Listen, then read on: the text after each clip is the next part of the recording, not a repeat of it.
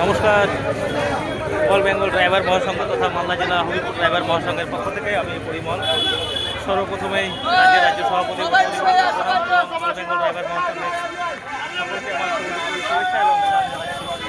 তো আজকে all Bengal driver মহাসংঘের আমরা প্রত্যেকটা বাস চালক সহ অনেক দাদাভাই উপস্থিত হয়েছি আমাদের আমবাজার গৌরকন্যা বাস টার্মিনালে। সেখান থেকে এখন রয়েছি আমাদের অরুণ স্মৃতি পাম্প, সেখানে নিজেদের সুরক্ষা সম্মান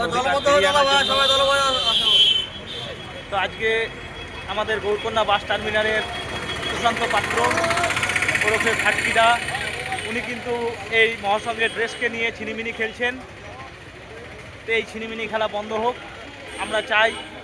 আমরা প্রত্যেকেই দলবদ্ধ হয়ে জাতি ধর্ম নির্বিশেষে আমরা এর প্রতিবাদ করতে আজকে জমায়েত হয়েছি মালদা গৌরকন্যা বাস টার্মিনালে। তো সেই সমস্যার সমাধান হোক আমরা প্রত্যেকেই চাই এবং উভয় পক্ষের আলোচনার মধ্যে দিয়ে আমরা এই সমস্যার সমাধান করতে ইচ্ছুক। কিন্তু উনি একের পর এক টালবাহানা করছেন। তো আমরা আগামী দিনে বৃহত্তর থেকে বৃহত্তর আন্দোলনের মধ্যে নামবো যদি উনি আমাদের এই ড্রেসকে নিয়ে ছিনিমিনি খেলেন। আর যদি উনি আমাদের ড্রেসকে মান্যতা দেন তাহলে আমরা শান্তি শৃঙ্খলা বজায় রেখে আমরা এই মহাসংঘের ড্রেস পরে পুনরায় নিজের নিজের যানবাহন চালাবো। নচেত আমরা বৃহত্তর থেকে বৃহত্তর আন্দোলনে যাব শান্তি শৃঙ্খলা বজায় রেখে।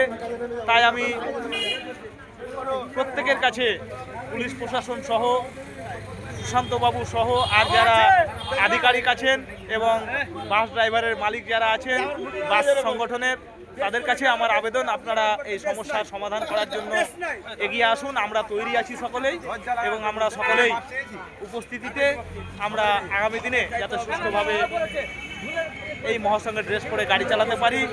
এতে ড্রাইভারের সুরক্ষা এবং মালিকদের যে গাড়ি যানবাহন সেটারও সুরক্ষা রয়েছে। তো সবাই ভালো থাকবেন, সুস্থ থাকবেন।